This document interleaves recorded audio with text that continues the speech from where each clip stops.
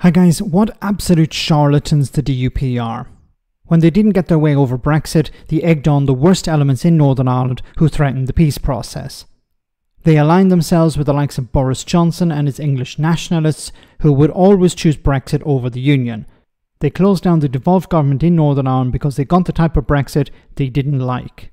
This resulted in charities which relied on money from the executive closing down. It resulted in the health service not being able to access funding that was actually available, and it drove up the waiting list.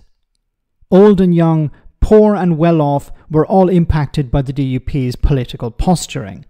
So the irony was turned up to 11 when the current head of the party shouted shame at the Labour benches over the reform to the winter fuel allowance. Have a listen.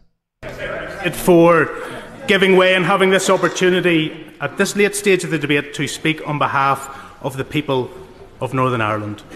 Not in our name, Secretary of State. This is a political choice, and irrespective of the debate back and forth between yourselves and the opposition, it is not for us. It is not right. And this measure is a measure of shame. Oh, shut up, you fraud. This is a party, the DUP, that have backed the Tories overwhelmingly in the 14 years that they were in power. Whenever the Tories were cutting public services, even though they didn't need the votes of the DUP, they got the votes of the DUP on pretty much every occasion. When they were cutting benefits for the poorest in society, the DUP would be backing the Conservatives. Once again, even if the Tories didn't need the votes, the DUP were on their side. And now you have the head of the DUP using the word shame to describe the Labour measure. Now, I don't agree with the Labour measure, but I'm not going to talk about that now. This is more about the DUP, because when the DUP boycotted the executive, they brought the government, the administration in Northern Ireland to a grinding halt.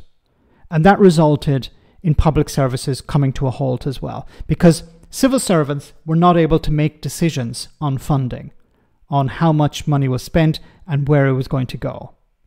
That was the job of ministers, but there were no ministers. So Northern Ireland didn't have a functioning government for many, many months because the DUP didn't get the Brexit that they had campaigned for. Remember, the DUP wanted a hard border on the island of Ireland. People told them that's not possible, but they went ahead with Brexit anyway. Because they didn't get that Brexit, because it ended up in the Irish Sea, they decided we're not going to play ball. We're going to take our ball and go away. We're going to refuse to be part of the Northern Ireland executive.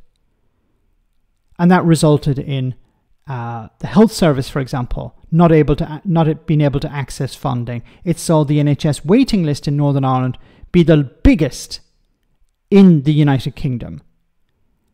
And what was the response from the DUP to all of these social problems at the time?